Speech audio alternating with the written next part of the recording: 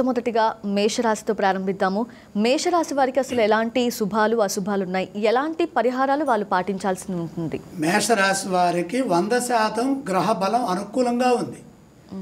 ఆ గ్రహ బలాన్ని ప్రధానంగా తీసుకుంటే గురువు ద్వితీయ స్థానంలో ఉన్నప్పుడు ధన సంపాదన బాగుంటుంది, కుటుంబపరమైనటువంటి సౌఖ్యం ఉంటుంది, అలాగే మాట విలువ బాగుంటుంది, మీ మాటకు గౌరవం పెరుగుతుంది. ఇదే సమయంలో మే తర్వాత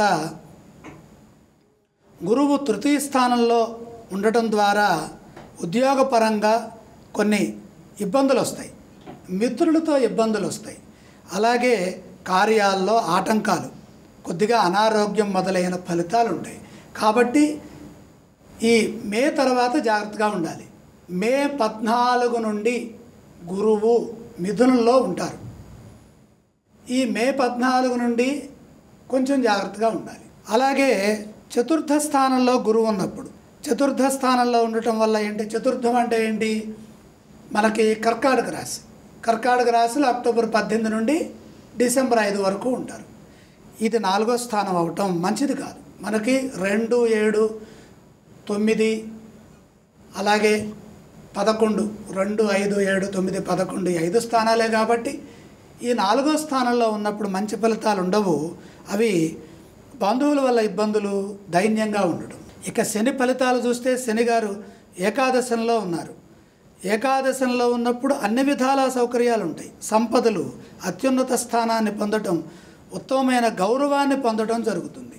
తర్వాత మార్చి 29 నుండి 2025 మార్చి 29 ఈ తేదీ నుండి శనిగ్రహము మీనరాశిలో ఉంటుంది.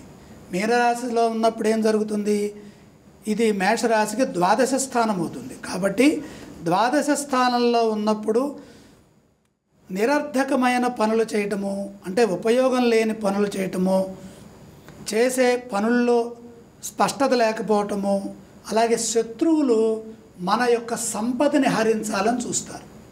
కాబట్టి ఆస్తి విషయంలో జాగ్రత్తగా ఉండాలి.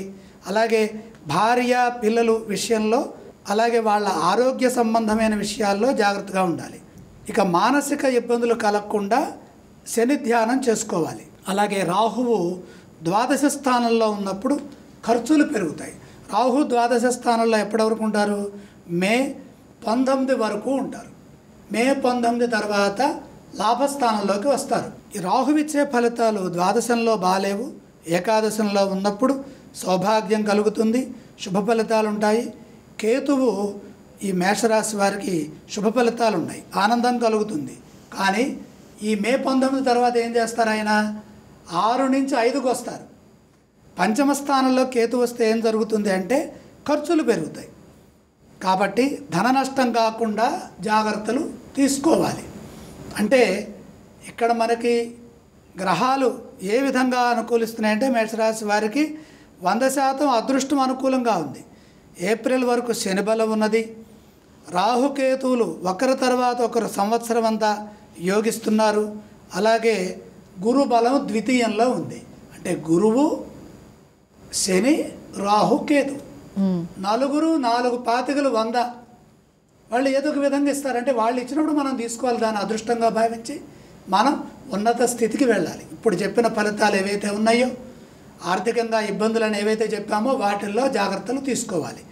మనం 7 అంశాలను చూద్దాం. విద్య ఎలా ఉంటుంది, ప్రతిభను ఉపయోగిస్తారు, పోటీ పరీక్షల్లో విజయం లభిస్తుంది, పూర్వార్ధంలో గురుబలం సంపూర్ణంగా ఉన్నది, ఏకాగ్రతతో చదువుకున్నట్టయితే విద్య బాగుంటుంది. ఇక వృత్తి ఎలా ఉంటుందంటే కొత్త అవకాశాలు వస్తాయి, ఉన్నత స్థానాలను అధిరోహిస్తారు.